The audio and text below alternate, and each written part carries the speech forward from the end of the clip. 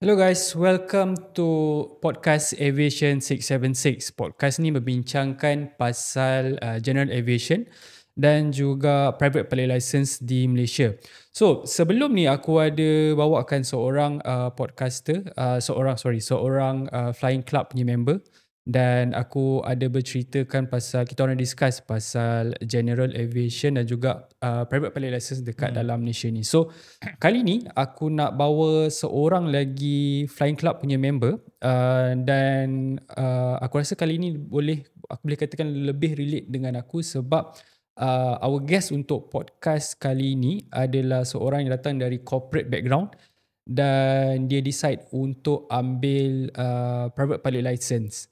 So nak memperkenalkan kepada audience kat luar sana, dekat sebelah kiri saya adalah Captain Ijlal, flying coach namanya. So Captain Ijlal Nazir. So a little bit of background, Cap Ijlal ni, masa aku kenal dengan Cap Ijlal ni masa first kita orang tengah ambil ground class. Yep, Betul tak? correct. So masa tu kita orang tengah ada through Zoom session ground class, dan aku agak impress lah dengan Cap Ijlal ni sebab walaupun aku lebih muda tapi aku punya progression tu agak slow. Tapi Cap Ijlal boleh kata every weekend dia fly, lepas tu setiap malam dia ambil take up all the class, ground class untuk siapkan dia punya ground class lah, and then collect all the flying hours, and cepat dia punya progression lebih cepat daripada aku. So Cap, boleh perkenalkan diri you, your background macam mana, and macam mana you decide untuk ambil this PPL license. Okay, thank you Captain Izzuddin. Terima kasih for having jumpa aku hari ni datang kan. So for your podcast. So I think little bit of history sikit. Like Captain Izzuddin cakap, kita bertemu di ground class, kira satu batch lah. Kan, dia punya call sign 676, aku punya call sign 673. Kan, so combine lah satu batch. I think kita dalam 8-10 orang masa tu kan, bawa kita. So aku punya background basically in I've been a long while in HR lah. My professional career is in HR. I do executive coaching. I'm a CHRO. But daripada kecil dulu, cita-cita tak pernah tahu pun HR ni apa, kan? So tapi daripada kecil dulu nak jadi pilot. Itulah cita-citanya. Want to fly in the blue skies. Tapi malang at umur dalam 15 tahun, aku form 3 masa tu, kena pakai spek. Kan? Sama lebih kurang aku lah. So masa tu aku pun ada cita-cita jadi pilot, tapi sebab biasalah orang kata pakai spek tak boleh jadi pilot kan. So kita orang macam okay lah, tak apalah kan. Tak apalah kan. So people saying the myth is that kalau pakai spek tak boleh jadi pilot. Betul. So maybe betul lah that time kan, almost 30 over years ago, airline anything like that, dia lebih prefer orang yang 2020 vision kan, nak jadi cadet pilot and like that. So aku tak dapat lah, tak pursue lah that ambition. Kan. So I go a different path. Aku pergi belajar accounting kan, masuk universiti belajar accounting, tapi balik aku tak jadi accountant kan. I go into HR, and the passion tak hilang lah kan. Passion untuk aviation tu tak hilang. So setiap kali naik kapal terbang tu memang best lah. Kan? Pergi airport tu best and things like that. And then at some point kumpul duit, and then decided that this is apa orang cakap, unfinished business lah. Unfinished business lah kan. So benda tu masih terbuku di dalam hati. Okay. So at some point ada duit, I decided to take on that unfinished business lah. I see. So aku ambil lah PPL. Jumpalah kau. Sebelum, macam untuk aku, sebelum dululah lepas SPM, aku ingat macam aku punya minat untuk aviation tu kira macam tak berdapat, maybe terlepas lah kot. Tapi back then, masa tu bila sama macam kau, bila dah ada financially stable, dah ada duit macam surplus untuk ambil lesen pilot. Tapi masa tu aku masih half-half lagi. Apa aku buat masa tu is aku try start dengan do plane spotting, pergi dekat KLIA, Anjong spotter, and then just tengok kapal terbang naik and take off and landing. And then ada baca balik lah documentary, watch all the documentaries pasal aviation. So if you pernah tak buat macam benda macam tu sebelum you decide untuk ambil lesen PPL? Ada. So masa dulu firstly aku invest beli Flight Simulator punya game. Microsoft Flight Simulator. Microsoft Flight Simulator dengan X-Plane lah. Kan, beli game tapi tak adalah setup dengan yoke, stick apa semua kan. So aku just guna simple joystick lah. So zaman tak ada duit kan. Kan. So zaman student, zaman kita baru kerja kan. So just a simple joystick like that. Itu pun pakai laptop. Laptop pun you know sepau mati punya type kan. So one is that. Then of course plane spotting tu memang lah kan. Kalau pergi airport ataupun kalau macam time aku belajar dulu dekat overseas, even now kalau aku pergi pun aku akan pergi GE Airport tengok and like that. And then of course phone kita ni sejak ada apa ni flight radar kan, flight radar, flight aware and things like that, memang aku subscribe. Okay. Kan, so tengok and then bila kadang-kadang kat rumah pun tengok ada kapal terbang, ya kenapa rendah sangat kan, apa kena semua, I will tengok dia punya augment punya ni, tengok okay kapal ni nak pergi mana, from where and things like that. Any random plane and things like that. Kan, kalau kita dekat hangar pun of course lah, you know, you learn the types of aircraft and things like that kan. So it's interesting lah. Macam dulu kecil-kecil kita boleh minta masuk cockpit. Macam long haul kan. So adalah a few opportunity kan. So buat benda tu, so memang best lah. Okay, nice. Alright, so PPL is a private pilot license, tapi other than private license ada juga CPL. CPL ni is commonly, most of us tahulah, commercial pilot license.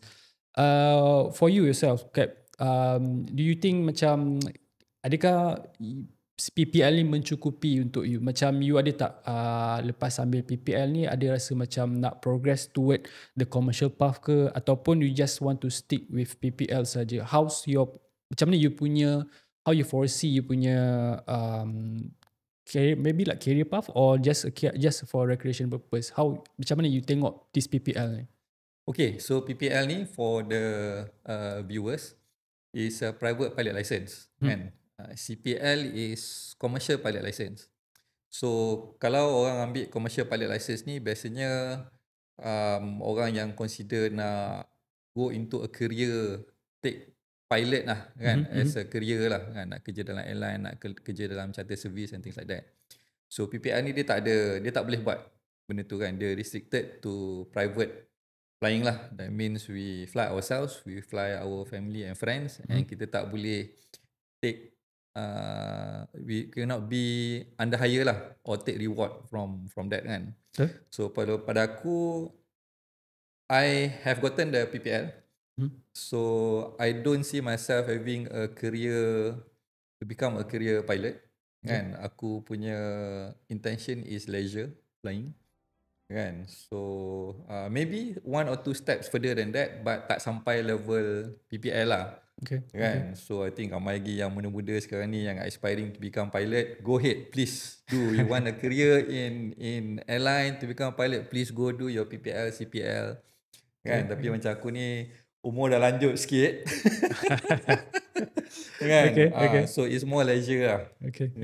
So other than, for audience kat luar sana, PPL is one thing, private license is one thing, tapi in order macam contohnya lah, kalau kita nak progress towards a bigger aircraft ataupun more advanced aircraft, dia ataupun you nak fly selain daripada weather yang not a clear weather, right? So there's a instrument rating, maknanya instrument rating ni you fly using the cluster instrument dalam you punya cockpit, dashboard cockpit saja. Ataupun you ada ataupun there's another rating called twin engine rating. So sebab Cap, aku tahu kau punya preference, you punya favorite aircraft is a Pilatus PC-12. So you ada tak macam minat or interest to pursue untuk upgrade sedikit tapi still within the frame of leisure inside PPL? Macam mana? Okay lah, you know me well enough lah kan. My dream aircraft is Pilatus PC-12. So Pilatus PC-12 ni lain sikit lah dengan aircraft yang kita rated kan. So we are rated on primarily Cessna 172 single engine piston. Okay. Kan? The PC-12 is also a single engine tapi turboprop. So it's more powerful, lagi laju daripada apa yang kita biasa lah. So yes, my dream is to fly the PC-12. So in order to fly the PC-12 dekat Malaysia ni, kena upgrade sikit lah the license kan. So I think one requirement is to go instrument rating IR kan, sebab the PC-12 itself flies quite high. I think dalam 15 ke 20,000 kaki above mean sea level. So when it fly quite high, kita tak nampak the ground. So we cannot use visual flight rules lah, VFR kan. Sebab kita under VFR ni, kita kena nampak the ground where we are. So we are flying above the cloud, so kena instrument rating.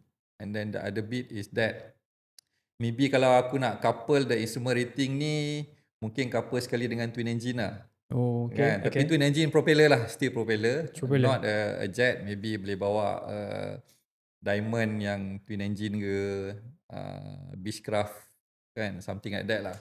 King kan? Air. King Air. So boleh lah lebih daripada 4 orang ataupun 6 orang. Nice. Kan? Kalau kata nak contoh lah, nak balik kampung ke mana-mana ke, boleh lah bawa.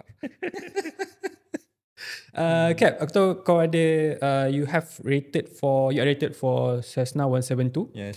Dan juga Piper PA-28. Yes. Yep. So selama you experience you fly within these two type of aircraft, which one? Sebab ni pun aku ada banyak tanyalah untuk aku punya previous guest.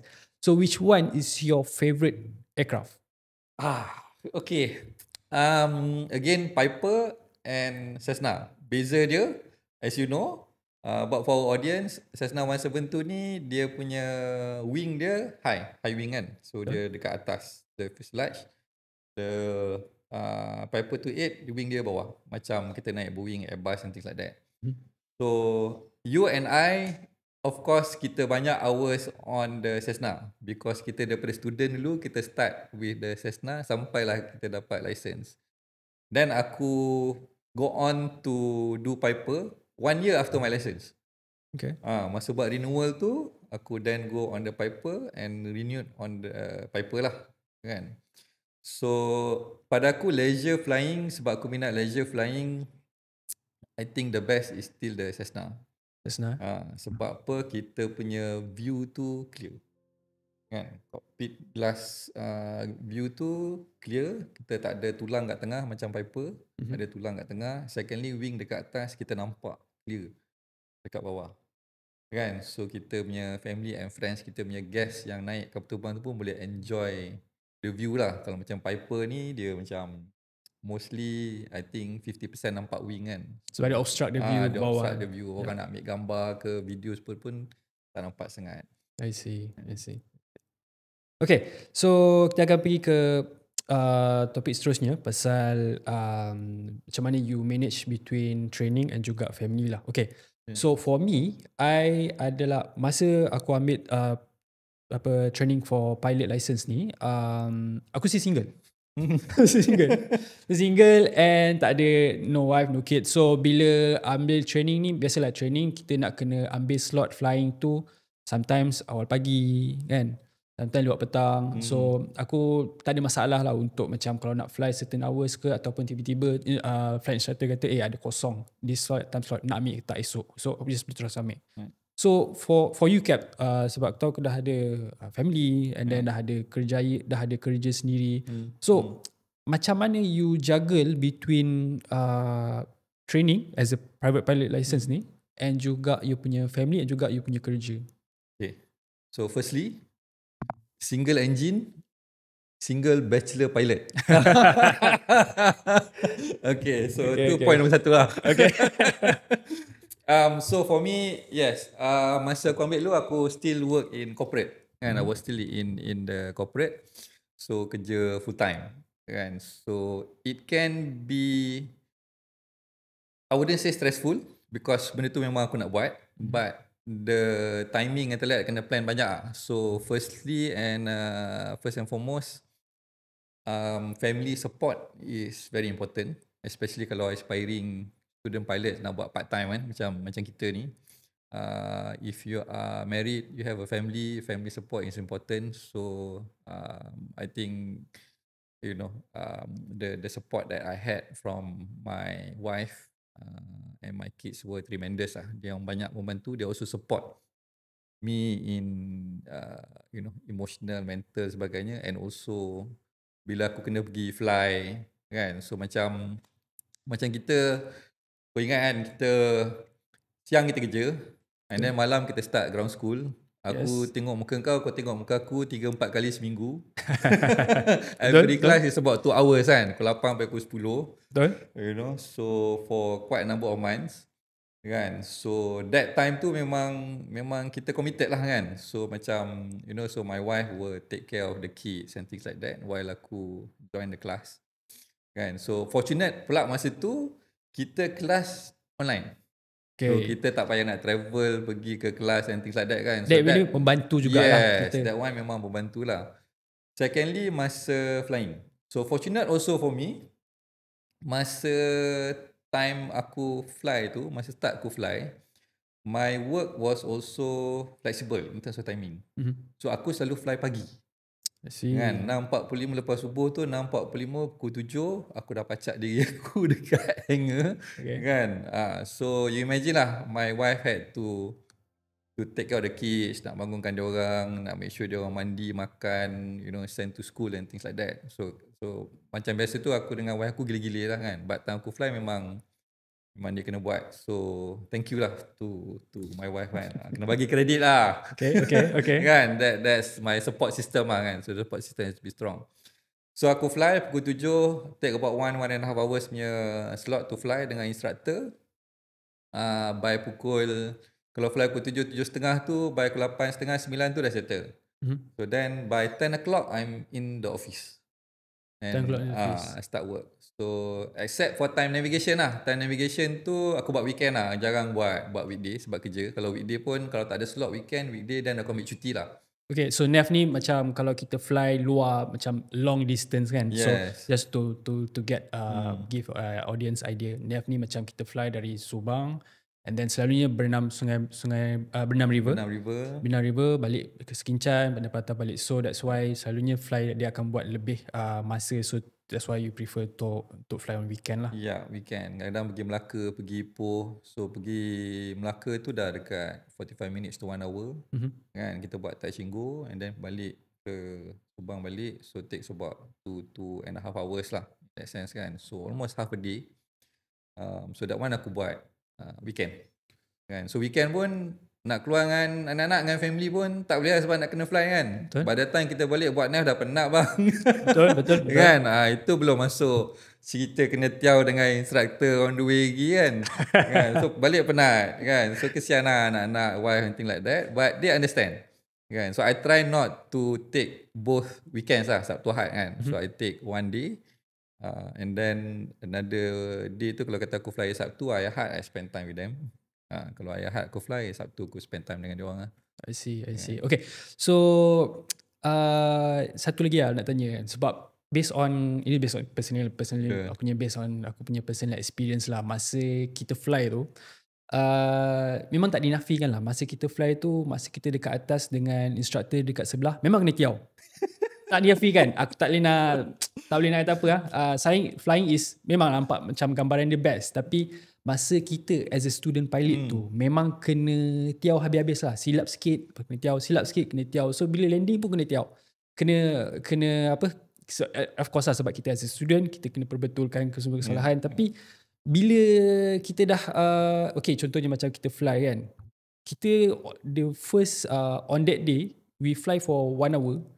Contohnya kalau aku fly on weekday, bila pagi tu dah settle, bila dah landing tu kita kena ni tau, nak kena cool down and then nak kena, bila dah kena tiaw dengan instructor, kau nak kena cool down, lepas tu kau nak hadap lagi kerja-kerja yang lain.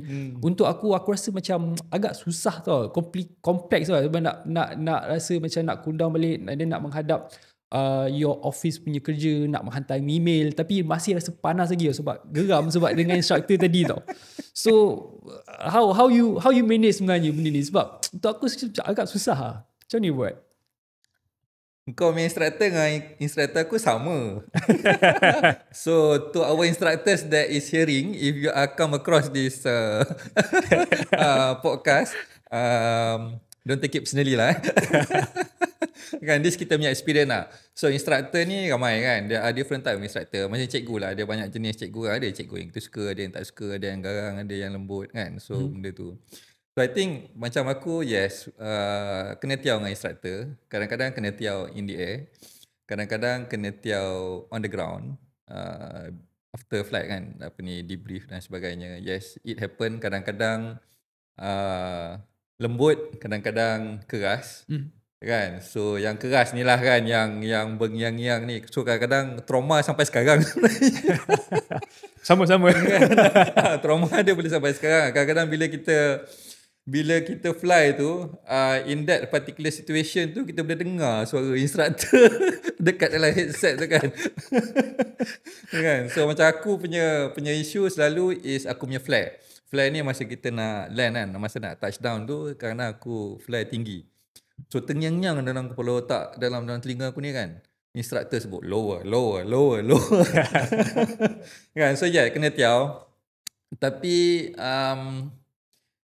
yelah, we have to take it lah kan. So I think the instructor has got good intentions kan. Dia punya intention is that sebab as a PPL ni, as a single pilot operator ni, kita boleh fly seorang kan. Kita tak ada co-pilot on the side to assist. Kita kena fly seorang. So that rigor yang the instructors will instill in us is that supaya kita boleh fly safe and good airmanship lah kan, supaya kita dan family kita dan kawan-kawan kita selamat kan when we fly. So aku bila come back to the ground nanti like that, aku cuba switch off lah. Dah switch off the engine aircraft tu, aku akan cuba switch off sekali apa yang kena tiaw tu. Sebab dah lepas tu masuk kerja pukul 10, kau ada satu hari lagi kerja lagi. Betul. Kan? You know, so have to do that lah. So kalau macam kau macam mana? Okay, so untuk aku, personally aku susah nak cool down. So apa yang aku buat is, kalau boleh aku akan fly on weekend saja. Sebab aku tahu pagi tu kena tiaw, lepas tu cuti kan, Sabtu Ahad. So bila dah kena tiaw tu balik ke rumah terus tidur. Sebab penat. So kalau boleh aku cuba elakkan fly on weekday, tapi adalah pernah sekali 2 kali fly on weekday, kena hadap jugalah kerja semua kan. Tapi most of the time, especially lepas NAV lah, kena navigation, sebab flight tu paling lama kan. Lagi lama flight tu, lagi lama lah kena tiaw. So sebab tu aku prefer untuk fly on weekend sajalah. Okay. So balik boleh terus padam lah. Padam, tidur, lupakan segalanya. Dia macam seolah-olah semua tu mimpi lah. Mimpi buruk. Betul. Okay, kita akan break dulu, and then kita akan kembali semula dengan topik-topik yang lain. Hello guys, so kembali semula ke podcast Aviation 676. Podcast membincangkan pasal General Aviation dan juga Private Pilot License di Malaysia. Okay, podcast ni dibawakan oleh anda, oleh NWC Link. Kalau korang yang berminat untuk mencari syarikat untuk membaiki plaster ataupun renovate rumah korang, kita akan kasih detail description dalam YouTube video di bawah. Okay, so kita dah bincang tadi pasal juggle between kerja and juga training. Okay, lepas kita dah dapat lesen PPL ni, kebanyakan bila orang perception yang diorang ada, bila kita sebut kita ada PPL, Private Pilot License, lepas tu diorang kata, you fly private jet ke? So apa beza PPL ni dengan lesen yang biasanya kawan-kawan pilot aku fly? So okay, for you Cap, apa perception yang selalunya bila ada orang bertanya pasal PPL ni dekat you, apa perception yang diorang ada? Boleh cuma mungkin boleh share kan? Boleh. So dia macam-macam lah. So bila kita kata I'm also a pilot lah kan. So I'm a HR, I also introduce myself lah. So I'm a CHRO, I'm a executive coach, I'm also a pilot kan. So kadang-kadang orang confused. So tanya, you kerja airline mana? Tak kerja airline. So you bawa private jet ke? Tak juga. Kan, bawa helikopter ke? Oh, jauh lagi lah daripada Jauh helikopter kan. Tak, I cakap I just fly small aircraft. Kan. So that's one of the perception lah yang orang ada. Kan. The other bit is that orang kata, oh aku nak pergi trip lah, pergi somewhere kan. Either business trip ke ataupun just a holiday family trip, anything like that. Orang tanya, oh so you fly sendiri ke? Kan? Tak adalah kita nak fly pergi overseas sendiri kan. Nak bawa family apa semua. Lambat sampai. Kan? So this kind of thing lah. The other question is that, oh so kalau I nak pergi holiday, I boleh hire you lah. Kan? Wah, lama kita pula nak kena fly dia. Kan? So kita kata it's going to cost a lot lah kan. So I just politely say that kalau you nak pergi holiday, I think the best is probably you buy ticket airline lah. Betul. So banyak perception lah in terms of that kan. Okay. Untuk aku personally, lepas aku dapat lesen PPL ni, aku gunakan PPL ni as a tools, lebih kurang lah macam as a, untuk attract potential client ataupun untuk business. Ini lebih kurang macam if you invite people to play golf lah untuk aku.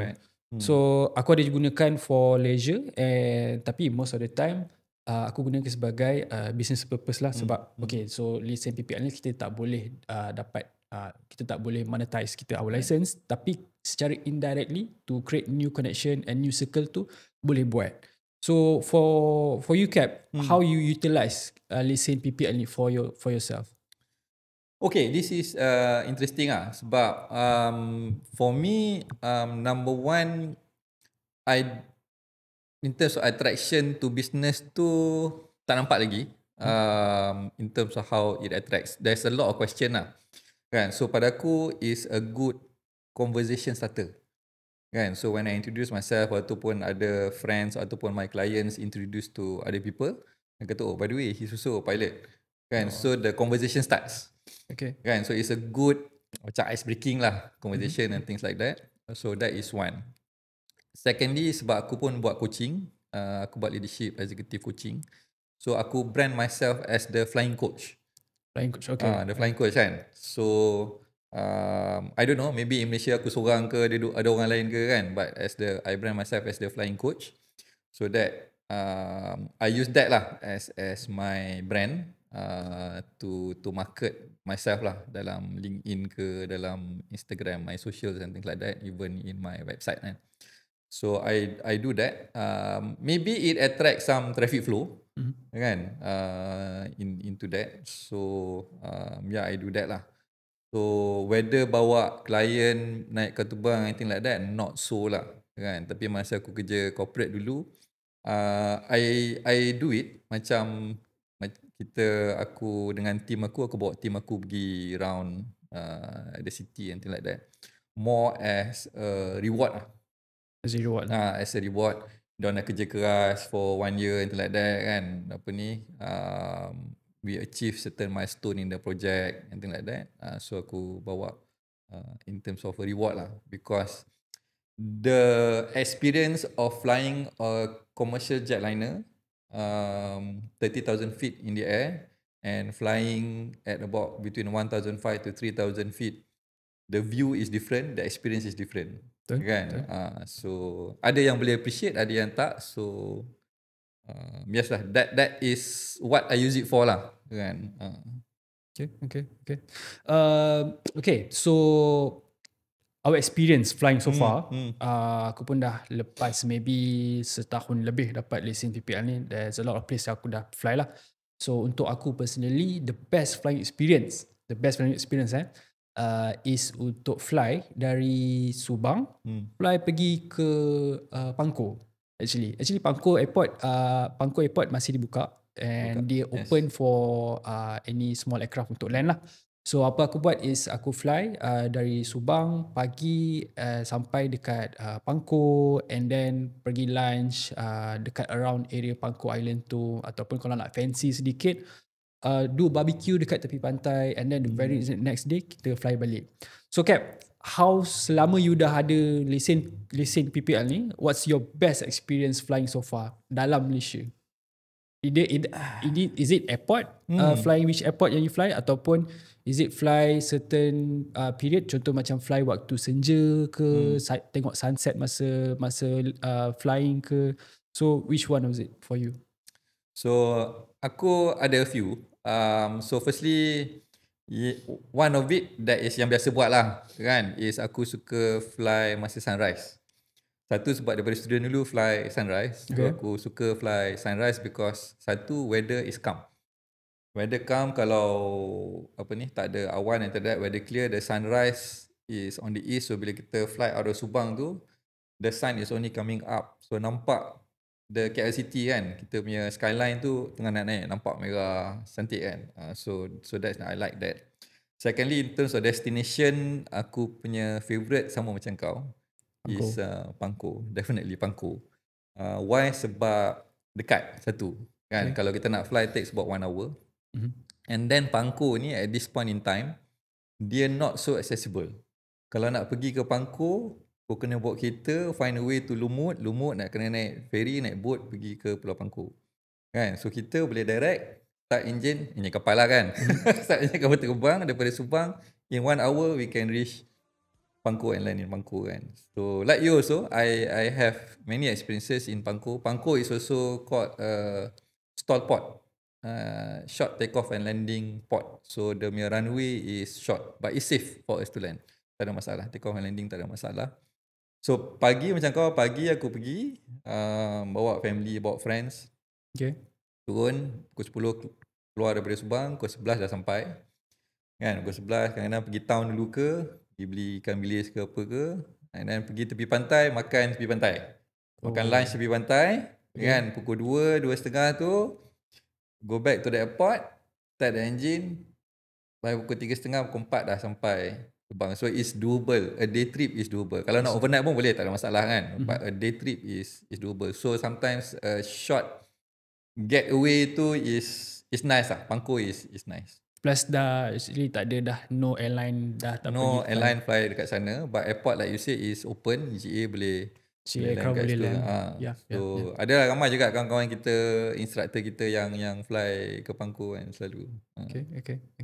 How about ada airport contoh macam maybe Tioman ke, ataupun Ipoh ke, atau Penang ke, any other airport yang you rasa after this rasa nak give it a try to land experience dekat sana? Penang is interesting sebab it's an international airport, it's a busy international airport. So kita tak boleh land dekat KLIA. So probably the next best thing is Penang. So that's interesting. Langkawi is another destination yang boleh pergi. But my bucket list is Tioman lah. Tioman ni sebab satu, based on the regulation, based on AIP, kita kena rated to land kan. So kita kena pergi dengan instructor. That's one. So and then the journey itself lah, as aku kan, dia jauh sikit, about 1 hour 45 minutes.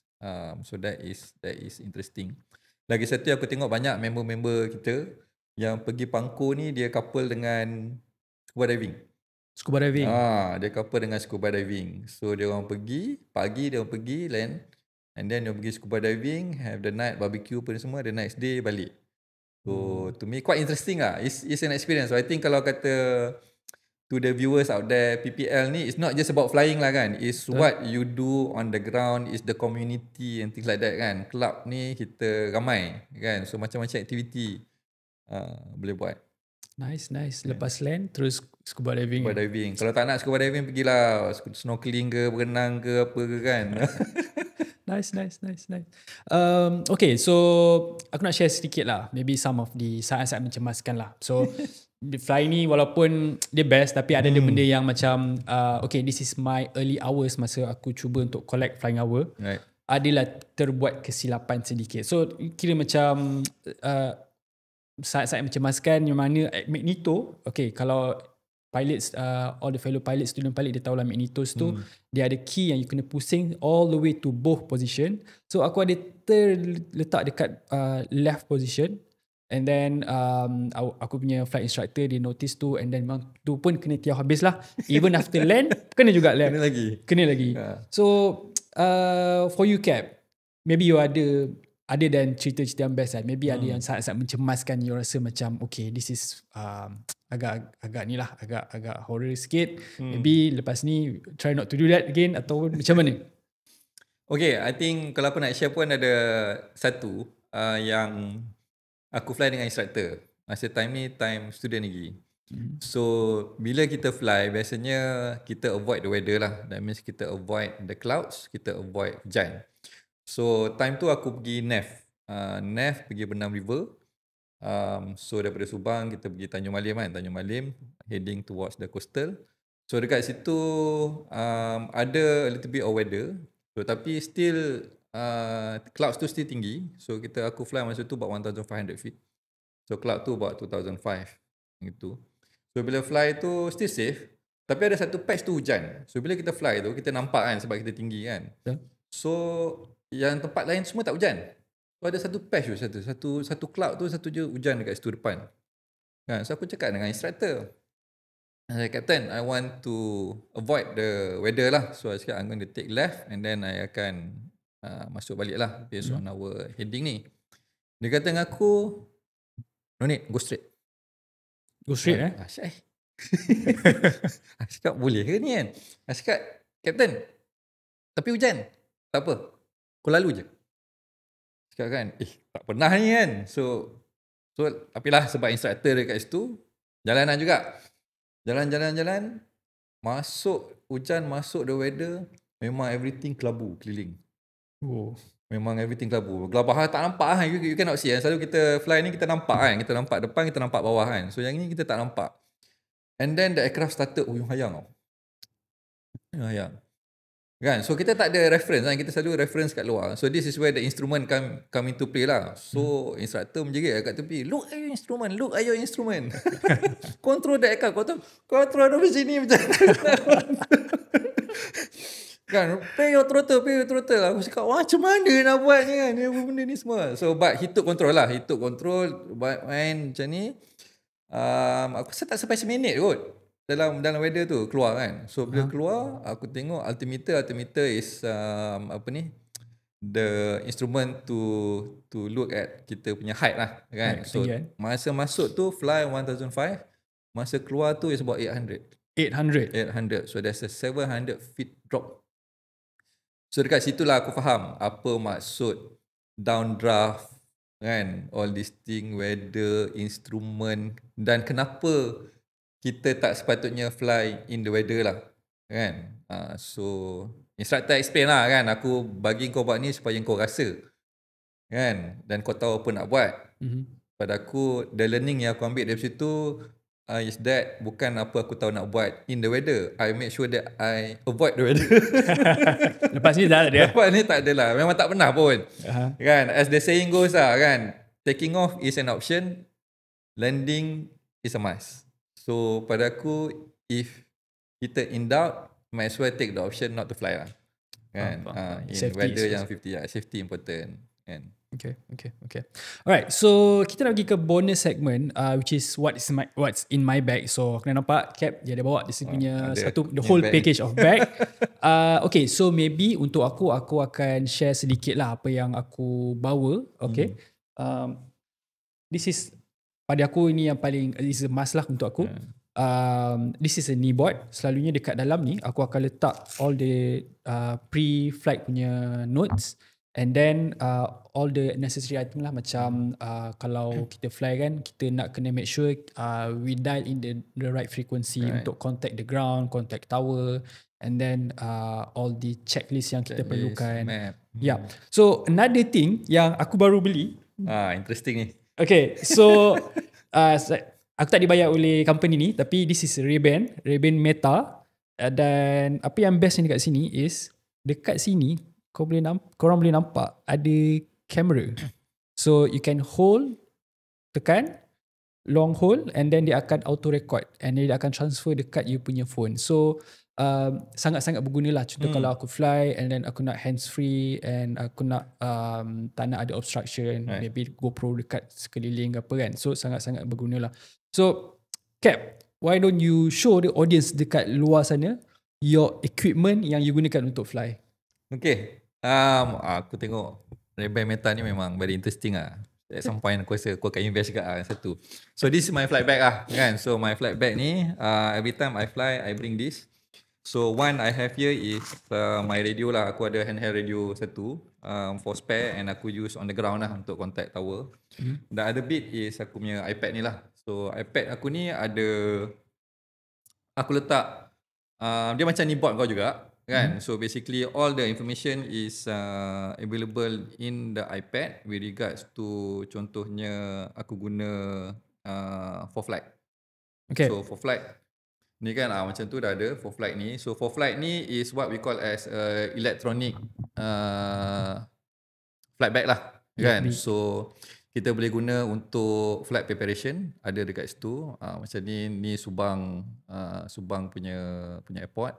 Macam ni aku dah save, dia boleh save lah. Kita boleh save all the ni. Ni flight pergi mana ni pergi Pangkor via the city area kan. So dah ada all the planning and things like that. Boleh buat situ, weight and balance pun boleh buat.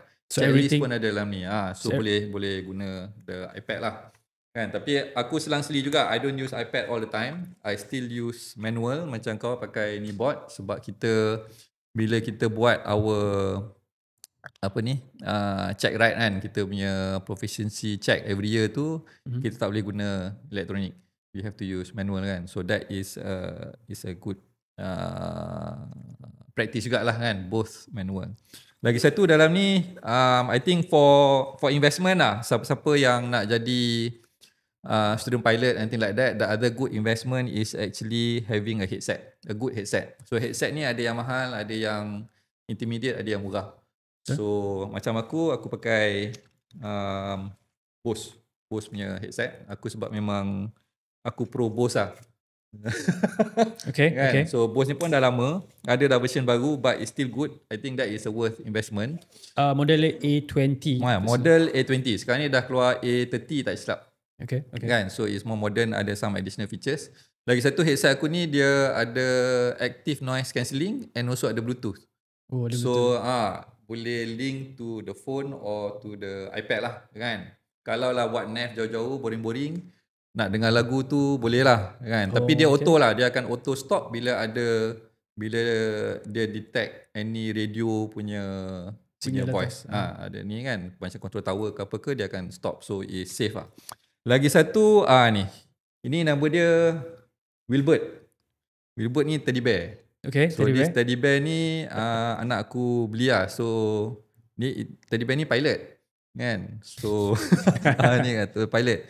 So she got this for me masa ada one of our holiday trip lah, pergi Melbourne. Dia beli sebab dia kata daddy dia tak bawa dia fly all the time. So dia tak nak daddy dia fly seorang. Tak nak kesorangan. Tak nak kesorangan kan, anak perempuan kan. Okay, so dia kata Wilbert ni is to teman lah daddy dia untuk fly. Okay. Kan. So this goes with me on every flight. Kan. So ini yang something special lah. Lain-lain tu biasalah specs. Macam aku kena pakai spec kan. So by regulation kena bawa spare satu dalam and license and things like that lah. Okay, faham. Understood. Okay. So that's wrap up for our session podcast for today. I think banyak kita dah bercerita pasal general aviation and experience our best and also our not so best experience kan. So yeah, if you guys berminat untuk tengok konten lebih lagi macam ni, general aviation juga PPL, stay tuned for our next podcast. So itu saja, and just a wrap up, podcast ini dibawakan oleh anda, kepada anda oleh NW Ceiling. Kalau korang mencari syarikat untuk renovate korang punya ceiling and juga buat renovation untuk rumah korang, boleh, kita akan kasih details dekat dalam YouTube video di bawah. So itu saja guys, we'll see you guys on the next podcast. Thank you, bye bye. Thank you, bye bye.